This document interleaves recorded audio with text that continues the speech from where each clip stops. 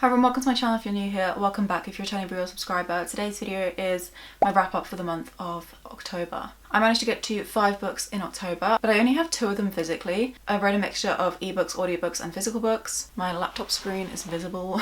Let's turn the brightness down. Is that better?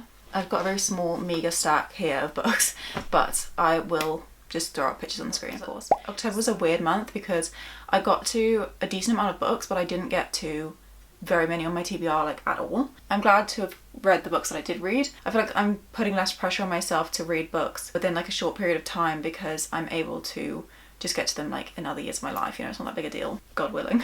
Okay, so first book that I read in October was My Roommate is a Vampire by, what is the person called? Every time I go to spell roommate, I spell it with 1 M instead of 2. Okay, by Jenna Levine. This is I guess it's like a fantasy romance. No, a romance fantasy because it's heavier on the romance plot than it is on the fantasy for sure. It's a rom-com that features like a paranormal creature. But basically we're following this girl called Cassie. The book is set in Chicago and she's apartment hunting. She finds this apartment listing that's for this like ridiculously over-the-top apartment. In theory that should be like completely out of my budget, but for some reason it's like well within. In fact, it's cheap, but it's got like views of the skyline, a really big bedroom, really big like living area, everything like that. But she will be living there alongside someone else. So her best friend is like, dude, this seems like a scam. I'm gonna take you to the listing and we'll check it out. She goes to the listing and everything seems normal. That is until she moves in and she slowly uncovers that her roommate is a vampire, or her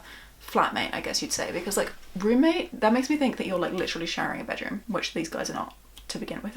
As far as like the rom-com part of this goes, it was a little bit kind of like cliche and predictable. I mean, she's got like a gay best friend. I kind of laughed when we met him because it was just so like on the nose, but I feel like the charm of this book is definitely the vampire part, because this vampire Frederick has been asleep for hundreds of years, has then woken up in like modern day Chicago and been like, what the heck is this? I don't know how to navigate this. So he brings in a human roommate to kind of teach him the ways of the 21st century. It was really like fun, light, silly vibes to begin with. It was a really, really good audiobook. I loved particularly like the voice the audiobook narrator put on for Frederick. He's from like the 1800s or something, so he like enunciates everything and he's very posh and too well spoken to the point where he's like standing out. I thought it was a little bit repetitive being in Cassie's head just because her storyline was her trying to become this like art teacher and also like being kind of sus of Frederick, but also not that worried about him when she suspects that he is a vampire. And that's just because this is like a rom-com. It's meant to be like a silly, light, fun book. So it did deliver on that front, but it wasn't anything really special in terms of like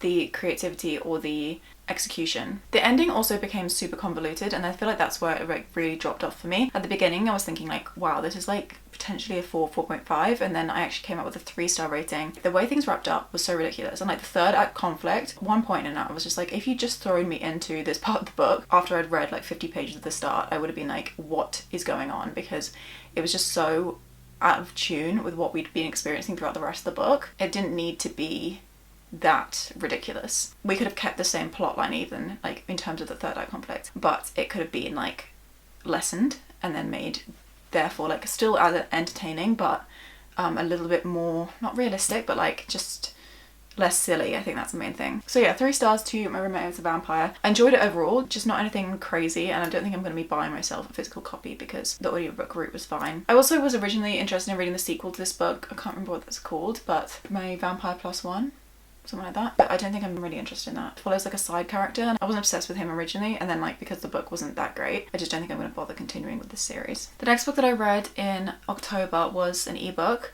It was a book on my Kindle, and that is A Psalm for the Wild Built by Becky Chambers. Becky Chambers wrote a series, A Long Way to a Small Lonely Planet, something like that, which I started and I unfortunately DNF'd. I just didn't really get along with her writing style particularly. But this book really kind of like touched my heart. We're following a tea monk. A tea monk is a person who brings around like a little wagon full of tea and then will prescribe people tea based on their ailment. But it's usually something to do with their mental health. You get like prescribed a tea which is perfect for the way you're feeling currently. The tea monk can also have a conversation with the person which will like help ease how the client's feeling. And it's like therapy but like with tea involved. But the tea monk is just feeling so burnt out, so what they decided to do is to travel into the wilderness, discover what else is out there basically. They feel like they're kind of stuck in a bit of a rut and they don't feel like their purpose is being like fulfilled as well as it was when they began their career. So they travel into the wilderness and they meet this robot. The robot is so sweet. The robot was definitely a highlight of this book. It's this strange relationship between the tea monk and the robot, because the robot is so out of touch with humans' ways, because years ago when the robots kind of like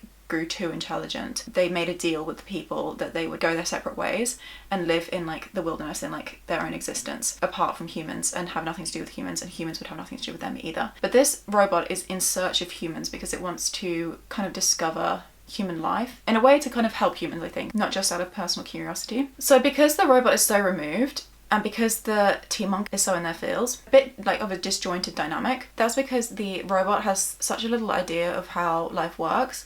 So it's actually able to teach the tea monk, not just teach, but like bring up these ideas, which are so simplistic, but really kind of get down to what the tea monk holds dear and like helps them to rediscover what that is. It's really heartwarming, I feel like that's the word for it. And I just had a great time with it. This book just came at like the perfect time in my life. Such a sweet, comforting read. I'd read it kind of late at night on my Kindle, and it was just like a little hug at the end of the day. They're little tiny commentaries on the life that we live. So much of this is not about the tea monk, it's about the reader and the author opening their minds up to things that are beyond your everyday, just to kind of reconnect again with what we should be holding a little more dear. But it was done in a way that was still so full of escapism, this world, because it's a sci-fi. It's not getting too real. It's like talking about very real, like philosophical ideas, but in a setting that's far removed from your current reality, which means that if you're going through something, you can kind of like escape into this book, but also get advice for what you're currently going through, if that makes any sense. So yeah, really sweet book. I love this so much, and I gave that 4 stars. It has a sequel, can't remember what it's called, but I am quite intrigued to read that because I feel like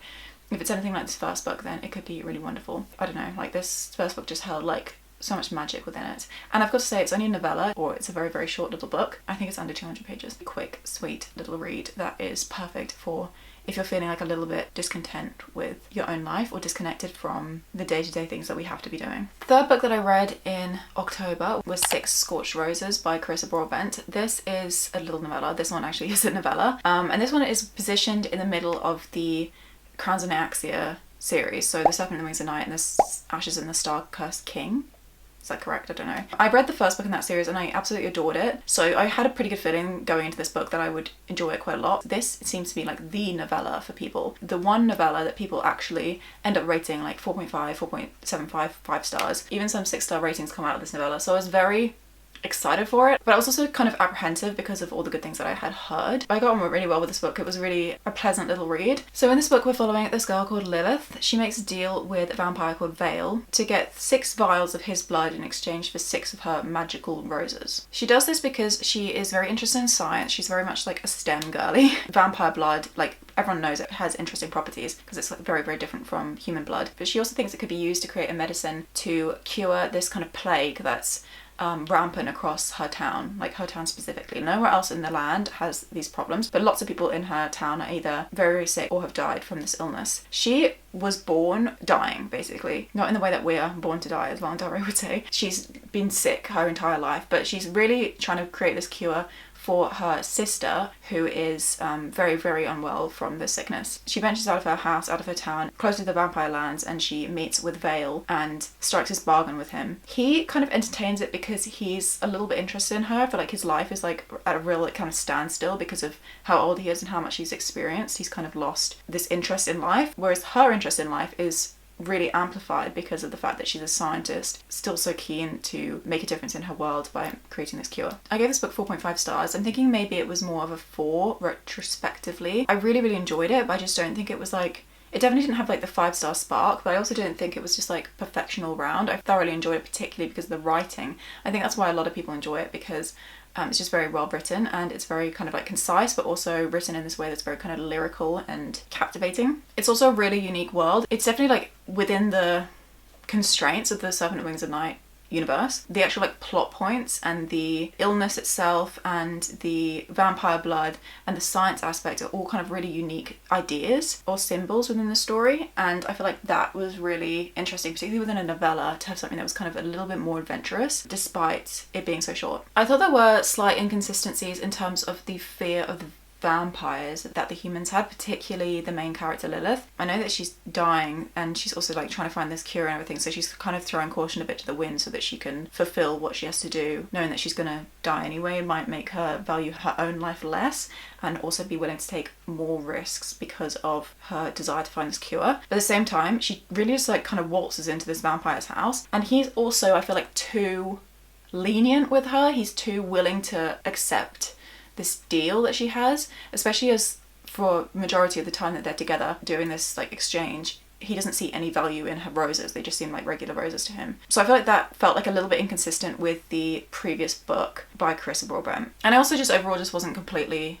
blown away, but I did enjoy and I did read very quickly, and I just, you know, I still would highly recommend this if you're interested in a quality novella or you just love the Seven Wings of the Night kind of world and you're eager to read more of it. Apparently this character is present in The Ashes and the Star-Cursed King, and that's the reason why you're meant to read the novella between the two books in a duology. Right, the first physical book I have to mention is The Assassin's Blade by Sarah J Maas. I've already read this book. I believe I first read it in 2018. Enjoyed it then, but I wasn't particularly blown away by it. If you are familiar with the series, you know there's like a lot of contention as to where you should read The Assassin's Blade. I read it the first book ever. Like I hadn't read any of Throne of Glass before I picked up The Assassin's Blade. I think I liked that route, but I also think that rereading it at the point I did reread it in this series was really interesting. So I read The Assassin's Blade and then I read Throne of Glass, and I left a big gap between those, and then I left a massive gap, and I was like, okay, I'm gonna have to reread Throne of Glass so I don't know what's going on. So I reread Throne of Glass, then I read Crown of Midnight, Heir of Fire, Queen of Shadows, and then I did a reread of The Assassin's Blade. The timing of this was really super duper interesting, and I'll get into that in a second. The Assassin's Blade is a collection of, I believe, 5 novellas. Let me just check. Yes, they were originally published as ebooks, but this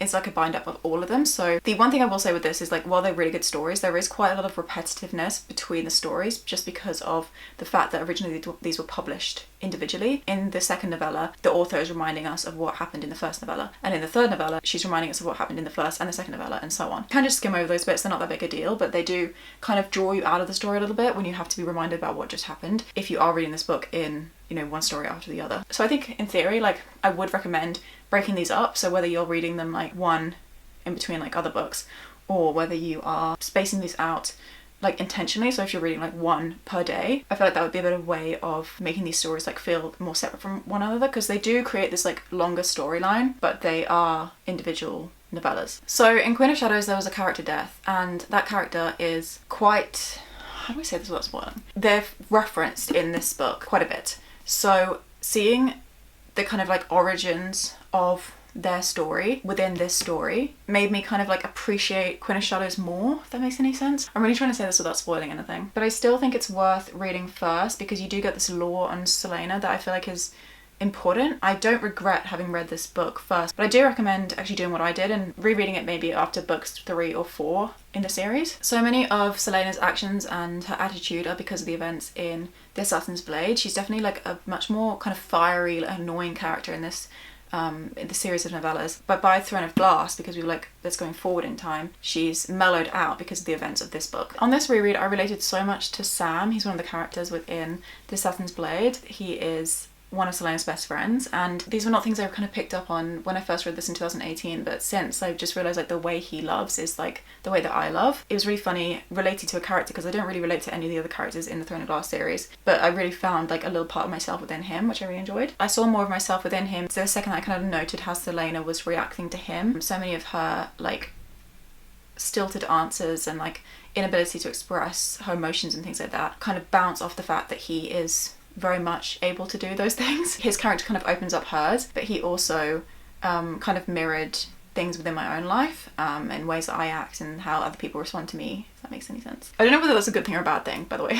I think he's a lovely character, but I also think that like he's not all righteous, you know, there's definitely flaws to him. I think overall I found this like a bit of a mixed bag. I rated each novella individually so I could get an overall rating for the book. Let me see what I gave them. So The Assassin and the Pirate Lord I gave 3.5 stars. The Assassin and the Healer I gave 4. The Assassin in the Desert was a 4.5. The Assassin in the Underworld was a 4. And The Assassin in the Empire was a 5. So that came out to a 4-star average. I think it was actually like a 4.2 or something like that, but I decided to keep it at 4 and not 4.5 because I feel like that was fair in terms of like rating this as a whole. So when I first read this book in 2018, I was spoiled for the ending. This has a very devastating ending, if you're unaware. I'm not going to say anything though. This is like the one book I've been majorly spoiled for like in my entire life. It's a pretty dramatic event. I found out just like the straight up facts. It wasn't even me like guessing, it was like me just straight up having been told. But still, when I first read this, I did cry at the end of this book. The end of this reread, I literally sobbed.